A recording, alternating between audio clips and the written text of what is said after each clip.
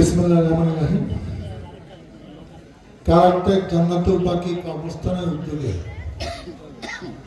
আজকে এই ওয়াজ মাহফিলে সম্মানিত সভাপতি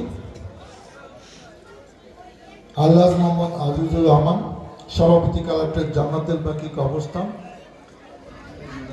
উপস্থিত আমন্ত্রিত অতিথিবর্গ, রাজনৈতিক দলের নেতৃবর্গ, এলাকার মুরব্বিয়ান এবং বিশেষ করে আমি দেখতে পাচ্ছি সেনাপল্লীর সম্মানিত অবসরপ্রাপ্ত অনেক সেনা সদস্য আমাদের পাশে বসে আছেন এবং যে সকল মা বোনেরা আলাদা প্যান্ডেলে কিংবা বাড়িতে বসে আমার এই বক্তব্য শুনছেন, আসসালামু আলাইকুম। আমি প্রথমেই একটি কথা আমার দলীয় নেতৃবর্গের উদ্দেশ্যে বলতে চাই, সেটা হলো আওয়ামী লীগের সময়ও এই ওয়াজ মাহফিলে সিরিজ অফ বক্তৃতা চলত। এটা একটা নন পলিটিক্যাল অনুষ্ঠান। এখানে কিন্তু 7-8 জন বক্তৃতা দেওয়া যারা বসে আছেন তারা কিন্তু এতক্ষণ ধৈর্য ধরে অনেক কিছু শুনতে চান না। অনেক মুরব্বী আছেন 11টার মধ্যে খেয়ে দিয়ে নামাজ পড়ে শুয়ে পড়েন। আজকে ওয়াজ হয়েছেন দেখে অনেকে হয়তো বাধ্য হচ্ছেন পরিস্থিতির কারণে, আমাদের কারণে এই মঞ্চে কিংবা আশেপাশে থাকার জন্য। যে আওয়ামী লীগ যেসব বাজে চর্চা করেছে এগুলা তো পরিহার করার সময় আমাদের এসে গেছে। তা আমি বিনীতভাবে আমাদের নেতৃবৃন্দকে অনুরোধ করব, এর উপরে পাথরজনিত ওয়াজ হলে আপনি ওয়ার্ড থেকে, গ্রাম থেকে একজন বলেন সমস্যার কথা, আমার কাছে দাবি করতেই পারেন। নেতা হিসেবে আমি চেষ্টা করব কতটুকু পারি না পারি। ইউনিয়নের পক্ষ থেকে একজন বলেন, তাহলে এটা দেখতেও ভালো লাগে, সময় কম লাগে, তখন আমারও 2-4টা কথা বলতে ইচ্ছা করে। এখন 30-40 মিনিট বক্তৃতার পরে আমিও 10-15 মিনিট বক্তৃতা দিব, এটা আমার খুব একটা ইচ্ছা করছে না। তো সেই জন্য আমি দুঃখিত। আগামীতে আমি নিশ্চিত যে আমাদের নেতৃবর্গরা এই ব্যাপারটা খেয়াল রাখবে যাতে অল্প কথায় আমরা এই কাজগুলো শেষ করতে পারি। প্রধান বক্তা কিন্তু এখন আসেন না এবং আমি জানি এখানে বেশিরভাগ যারা শ্রোতা আছেন, দর্শক আছেন, তারা কিন্তু আল্লাহ হযরত মাওলানা মুফতি মাহমুদুল হাসান আশরাফি ওনার জন্য বসে আছেন। উনি অনেক ভালো বলেন, আমরা জানি। তো ওনার তো 10টার সময় বলার কথা ছিল, এখন উনি 11টাও বলতে পারবেন না। তার মানে আপনাদের হয়তো 12টা পর্যন্ত আজকে এখানে থাকতে হবে। তো এই জিনিসগুলো আজকে 9টার সময় হলে 2-4 জন দেওয়া যেত, কিন্তু আপনি 10:15টার সময় 2 জন দেওয়া ঠিক হয়নি। আমি এই যে জানতে পারলাম যে 2004 সালে এই 5ই ডিসেম্বর কিন্তু এই যে 1 বিঘা জমির উপর যে স্কুল, কারাকটেক সঙ্গে প্রাথমিক বিদ্যালয় এবং যে কবরস্থান এবং যে ফ্যামিলি ওয়েলফেয়ার সেন্টার 5 শতাংশ জমির উপর, এগুলা কিন্তু 2004 সালে কিন্তু আমরা এখানে ভিত্তিপ্রস্তর স্থাপন করেছি। একটা হাঁটি একটি পা করে দেখেন সরকারের অনুদানে আজকে এই ভবনটা হয়ে গেছে।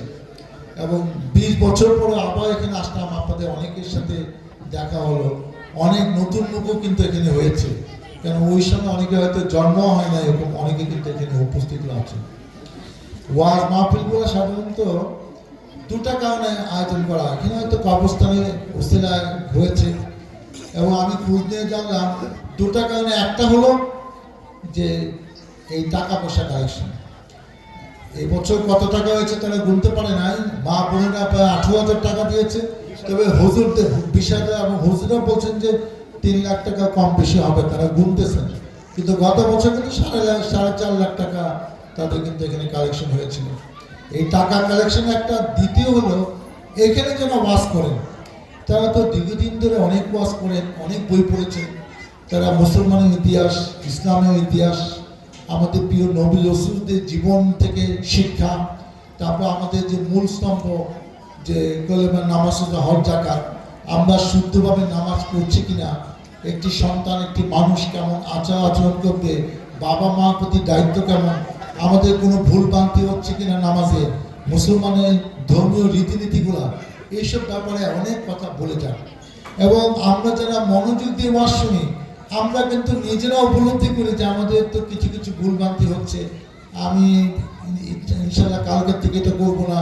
আমি যে কয়েকদিন আগে এক পাওনাদার টাকা আমার সাথে খারাপ ব্যবহার করলাম, সে তো টাকাটা ধার দিচ্ছে, আর টাকাটা দিয়ে আমি 6 মাস ধরে দিচ্ছি না, ঘোরাচ্ছি, আবার তার সাথে খারাপ ব্যবহার করলাম, তার মোবাইলটা ধরি না, তার লেখা মোবাইলটা আমি চেঞ্জ করছি।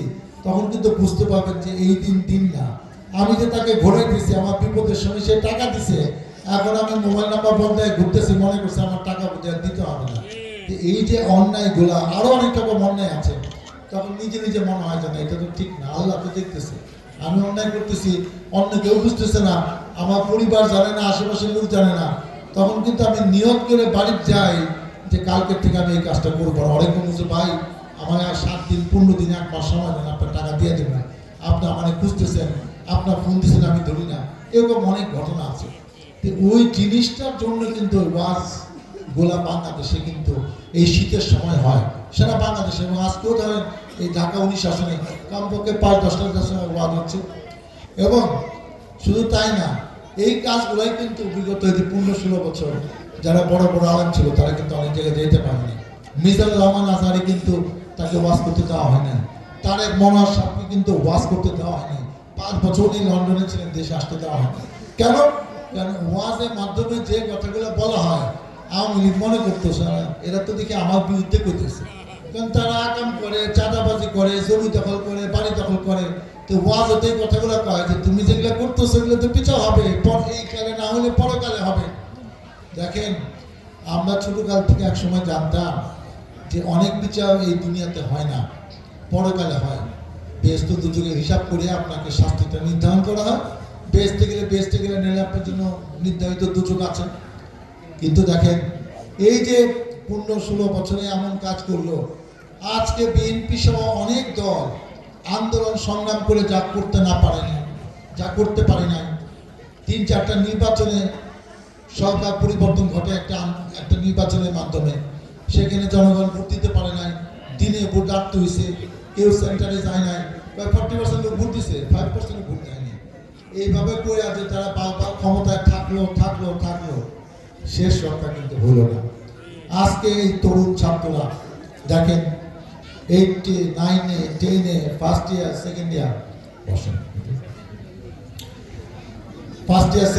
এই ছাত্ররা যে আন্দোলন করে দেখাইলো, আজকে 1500 তরুণ মেধাবী ছাত্র এই বাংলাদেশে মারা গেছে এই 36 দিনে আলোড়নে।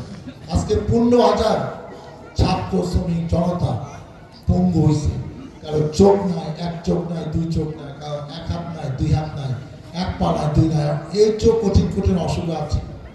এই যে যারা হইল, আজকে এই ছাত্ররা ডাক্তার হতে পারতো, ইঞ্জিনিয়ার হতে পারতো, ডিসি এসপি, এরা সচিব হতে পারতো, ভালো ব্যবসায়ী হতে পারতো, আমাদের মতো রাজনীতিবিদ হতে পারতো, তাদেরকে আপনি মেনে ফেলেন। শুধু তাই না, হেলিকপ্টার থেকে গুলি করে 2 বছর 3 বছরের শিশু আপনার মেনে ফেললেন, ক্ষমতায় কিন্তু থাকতে পারলেন না। আপনি কিন্তু দেশ থেকে চলে গেলেন, চলে গেও এখন দেশে মানুষকে শান্তিতে থাকতে দিচ্ছেন না, ওইখান থেকে হুমকি দেন। এই যে আয় পড়তেছি, ফোনে নেতা কর্মীদের সান্ত্বনা দেন। আমি বেশি কিছু বলবো না, এরকম আশা ভরসা স্বপ্ন আমরাও 15-16-17 বছর দেখছি। সব স্বপ্ন কিন্তু আল্লাহ পূরণ করে না। অতএব আপনি যে স্বপ্ন দেখতেছেন, আমরা অনেক সময় পালায়া যখন কারো পাশে থেকে নামাজ পড়তাম, আল্লাহর কাছে কান্নাকাটি করতাম, আল্লাহ তোমার ঈশ্বর ছাড়া গাছের পাতাও নড়ে না, তুমি এই জালিম সরকারকে কবে নিবা, কবে বাংলাদেশের মানুষকে 18 কোন মানুষকে রক্ষা করবা, আর তো সহ্য হয় না, আর কবে। আমি নিশ্চিত আপনারা অনেকে এই দোয়া করছেন। অনেকে আছে যারা বাপ মা জানাজাতে শরীক হইতে পারে না, অনেকে আছে বাপ মা হাসপাতালে ভর্তি হয়েছে, অপারেশন হয়েছে, সন্তান তার পাশে থাকতে পারে না, তার চিকিৎসা খরচ দিতে পারে না, তার পারিবারিক অনুষ্ঠানে যেতে পারে না। এরকম একটা বিভীষিকাময় ব্যাপার ছিল বাংলাদেশে, যারা বিএনপি করতো কিংবা আওয়ামী লীগ করে না। কিন্তু দেখেন, আমরা ঠিকই দেশে আছি, আপনি কিন্তু আপনি সহ আপনার 300 এমপি সহ সবাই পড়াইছে। পৃথিবীর ইতিহাসে নাই যে সরকার প্রধান পড়াইছে তার লগে সব এমপিরা পড়াইছে। কেন রে বাবা তোরা পড়াসকে, তোরা না জনগণে পড়ে এমপি হয়েছ, চেয়ারম্যান হয়েছ, উপজেলা চেয়ারম্যান, মেয়র হয়েছ, তবে লক্ষ লক্ষ ভোট, লাখ পুরা সিল মাস 500 পুরা থিয়ে দিছ, তেমন এত ভোট নিয়ে তোরা এলাকা থেকে পলায় ঢাকায় আসো কেন? আল্লাহ যে উপরে আছে এবং আল্লাহ যে সঠিক সময়ে সঠিক পদক্ষেপ নেয়, তার প্রমাণ শেখ হাসিনা এই বিচার। আমরা চাই যে সে যেরকম অন্যায় করেছে তার বিচার সেরকম আমরা সেরকমভাবে হবে। আমরা দেশটাকে নতুনভাবে করতে চাই। আজকে 71 সালে 30 লক্ষ মা বোনের 30 লক্ষ শহীদ হলো, 2 লক্ষ মা বোনের ইজ্জত গেল। যে দেশ আমরা স্বাধীনতা পেলাম, সেই স্বাধীনতা কিন্তু আমরা ভোগ করতে পারলাম না। আবার নতুন এক স্বাধীনতা গণতন্ত্র ফিরে পেলাম। এই গণতন্ত্র যেন বৃথা না যায়, আমরা সবাই মিলে এটা যেন আমরা রক্ষা করতে পারি, সেইটাই কিন্তু আমাদের প্রত্যাশা। আজকে ওয়াজ মাহফিলে আমাদের মূল জিনিস হলো যে হ্যাঁ, আমরা ইসলামের পথে আমাদের প্রিয় নবী রাসূলদের যেভাবে জীবন ধারণ করেছে সেগুলা থেকে শিক্ষা নিয়ে আমরা যেন মানুষের আর ক্ষতি না করি। আওয়ামী লীগ যে পথে চলেছে, এই চাঁদাবাজি, এই জমি দখল, আমার কাছে কেউ যেন বিচার না দেয় যে ভাই আগে তো আওয়ামী লীগে ওরে ওরে চাঁদাটা দিতাম, এখন আপনাদের যে আরো দিয়ে একজন আমাদের কাছে চাঁদা চায়, তাহলে আমরা কি করব? এই বিচার যেন না আসে। অনেক গেছে 15-16 বছর আমরা তো শান্তি থাকি নাই, আপনারা অনেকে শান্তি থাকতে পারে না। বিশেষ করে মসজিদ মাদ্রাসায় যারা ছিল, আমি অনেক কাহিনী জানি। মসজিদে সভাপতি বানাইছে যে নামাজও পড়ে না, মসজিদও আসে না, তারা সভাপতি বানাইছে। যে 2 কলম দেখতে পারে না, সে শিক্ষা প্রতিষ্ঠানে স্কুল কলেজের সভাপতি হয়েছে, মাদ্রাসার সভাপতি হয়েছে। এবং হয়ে একটা কাজ কি করছে জানেন? টাকাগুলো সব ধ্বংস করছে, পকেটে পড়ছে, টাকাগুলো লুটপাট করে নিয়ে গেছে, নিয়ে সে জমি করছে। আল্লাহ বা মসজিদের টাকা যারা মাইরা গেছে তাদের বিচার কিন্তু শুরু হয়নি। অপেক্ষা করেন, তাদের দেখবেন যে বলে আছে সে শান্তিতে আছে, শান্তিতে নাই। কত কিছু বানাইছে, সয় সম্পত্তি, কত টাকা ব্যাংকে, 2-3 বছর পরে অনেক কিছু হিসাব পাইবেন না। কত মানুষের কাছে টাকা জমা রাখছে, ওই যখন বিপদে পড়ে আপনি টাকা নিয়ে আপনি এক বাটপাড়া আর এক বাটপাড়ায় গেছে ব্যবসা করতে দিচ্ছেন, কোনো টাকা কোনো হদিস আপনি পাইবেন না। ও বলতো এই টাকা তো মানুষের টাকা, চাঁদাবাদির টাকা, তোর টাকা আমি ফেরত দেবো কেন? এই টাকা কিন্তু ফেরত দেবো না। আপনি সব কিছু সমান হয়ে দেবো আপনি 2-3 বছরের মধ্যে, কিংবা টাকা নিয়ে বিদেশে থাকতে পারবেন। এই টাকা পয়সা নিয়ে এই দেশে এত সহজে থাকতে পারতেন না। আপনার নামে মামলা হয়েছে, যারা মামলা পান না, মামলায় হয় না, এরাও আস্তে আস্তে যে মামলায় ঢুকবে না তার তো কোনো নিশ্চয়তা নেই। কে কোন দিকটা ফুটটুস করে মামলা করবো, যেরকম ফুটটুস করে শেখ হাসিনা দেশে আসার চিন্তা করতেছে, একদম ফুটটুস করে যে কেউ মামলা করতে পারে। এটা গণতান্ত্রিক অধিকার। আমরা চাই যে যা হয়েছে এখন যেন জনগণের আর ভোগান্তি না হয়। এই জমি দখল, বাড়ি দখল, এই চর্চা বাংলাদেশে না হোক। এই দেশটা স্বাধীন করা এই ছেলেরা জীবন দিল কেন? এইটা যেন আর বৃথা না যায়। এদের রক্তের বিনিময়ে আজকে আমি এখানে দাঁড়িয়ে আছি, ওয়াজ মাহফিল হচ্ছে, আপনারা সবাই বসে আছেন। তো এইটা যেন আমরা সবাই মনে রাখি এবং এই পরিণতদের পাশে যেন আমরা থাকতে পারি। তাদের জন্য কোনো ভবনের নাম, কোনো রাস্তার নাম, মোড়ের নাম আমরা যেন এখন থেকে দিতে থাকি। তাইলে হবে কি, আগামীতে কোনো জালিম সরকার আসলে এই জীবন দেওয়া, রক্ত দেওয়া লোকের অভাব হবে না। তাদের যদি আমরা মূল্যায়ন না করি, তাদের পরিবারের পাশে না দাঁড়াই, সরকার কয়েকটা অনুদান দেবে সেটা ব্যাপার না, কিন্তু আমাদের সবার দায়িত্ব আছে এইসব পরিবারের পাশে। এই সাভারে শুধু 5 তারিখে 70-80 জন মারা গেছে 2 থানা আক্রমণ করতে গিয়ে। এটা বাংলাদেশের কোনো উপজেলায় হয়নি। তাদের প্রতি আমাদের নৈতিক দায়িত্ব আছে, আমরা এই কাজগুলো এখন থেকে করব। আজকে অনেকে এখানে আছেন যাদেরকে হয়তো জন্ম হয়নি, আমার সম্বন্ধে অনেক কিছু জানেন, আমার পরিবার সম্বন্ধে। সেই জন্য আমি 1 মিনিট আমার নিজের সম্বন্ধে কিছু বয়ান দেবো। আগে তো রাজনীতি আওয়ামী লীগে এসে তার নেতা নেতৃত্বের কথা বলতো, এখন আমি জনগণের উদ্দেশ্যে আমার সম্বন্ধে দিয়ে একটি কথা বলতে চাই। আমি ক্যাডেট কলেজে, মির্জাপুর ক্যাডেট কলেজ থেকে ইন্টারমিডিয়েট পাস করছি 80 সালে। আমি ময়মনসিংহ মেডিকেল কলেজ থেকে 87 সালে ডাক্তারি পাস করে আরও 2 বছর ট্রেনিং নিয়ে আমি বিসিএস পাস করে 5 বছর চাকরি করছি। চাকরি করে সরকারি নিয়ম হলো যে আমার বাবা যেহেতু রাজনীতি করছে, যে তুমি এমপি হইতে হইলে তোমার চাকরি ছাড়তে হবে। এই চাকরি ছেড়ে রিজাইন করে 96 সালে আপনাদের ভোটে এমপি হলাম। 2001-এ আবার আপনাদের ভোটে আমি 10 বছর এমপি ছিলাম। আমার বাবা দেওয়ান দিশায় 1943 থেকে 88 সাল 45 বছর একটানা আসলে এবং পরবর্তী দিয়া বেলুনের চেয়ারম্যান ছিল। 1979 সালে আপনাদের ভোটে ধানের শেষ পাকানি এলাকার বিএনপি মনোনয়ন সংসদ সদস্য ছিলেন। 70-73 সালে মুরাদজানি বাবা আনোয়ার জংসাবের বিরুদ্ধে কোরেগাঁও মাকে নিয়ে কিন্তু এই সাভারে ইলেকশন করছে 70-73 সালে জাতীয় সংসদ নির্বাচনে। আমার ছোট ভাই দেওয়ান মোহাম্মদ মইনুদ্দিন বিপ্লব ইয়ারপুরে 2 বার চেয়ারম্যান ছিল, 2003-2008 সালে। 2014 সালে ভাইস চেয়ারম্যান ছিল। আমার বোনের হাজব্যান্ড হুমায়ুন আশির ইউনিয়নে 1984 থেকে 2011 27 বছর চেয়ারম্যান ছিল। আমরা একটা রাজনৈতিক পরিবারের সন্তান। 2008 সালে নির্বাচন আমি করেছি এই সাভারে।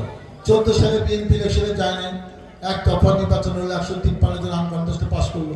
2018 সালে নির্বাচনে তো দিনে ভোট রাখতে হইলো। 24 সালে বিএনপি যায় নাই। আমি কিন্তু ঢাকা জেলার সভাপতি ছিলাম 6 বছর, 16 থেকে 22, এবং আমি 3 বার জেল খাটছি। এখনো আমার নামে 53টি মামলা। এই সরকার করছে, এগুলা বলে আস্তে আস্তে থাকবো না। তো কবে থাকবো না এটা দেখে দিতে পারবো কিনা সেটা জানি না। এখন এত কিছু পরেও কিন্তু রাজনীতি বাদ দিইনি। হ্যাঁ, আলাদা আসতে পারিনি, ঢাকা ছিলাম, রাজনীতি করেছি, পালিয়ে ছিলাম, দেশ থেকে কোথাও যাইনি। কারণ আমার বাবা টাবা 14 গোষ্ঠী মারা গেছে এই দেশে। আমিও চাই আমিও এই দেশেই মারা গেলে এই দেশে আমার কবর হবে, অন্য দেশে আমার যাওয়ার প্রয়োজন নেই। রাজনীতি পরিবারের সন্তান, জনগণের পাশে, জনগণের কল্যাণে বাবা ছিল, আমিও সেই পথে আছি, থাকার চেষ্টা করবো। মহান আল্লাহ তাআলা যেন আমাকে সেই তৌফিক দেয়, আপনাদের সাথে আপনাদের খুশি থেকে আপনাদের খেদমত করতে পারি। আপনারা যেসব রাস্তাঘাটের কথা বলেছেন, এখন দলও ক্ষমতায় না, আমিও জনগণের ভোটে এমপি না, কারণ এইসব রাস্তাঘাট তো আমার পক্ষে করা সম্ভব না। তো দল কখনো ক্ষমতা আসলে অবশ্যই সেটা অগ্রগতির ভিত্তিতে দেখবো। এটা একটা অবহেলিত এলাকা, এখানে যেন উন্নয়নগুলো আমরা আগামীতে আপনাদের ইচ্ছা অনুযায়ী, দাবি অনুযায়ী করতে পারি, সেটা খেয়াল রাখবো।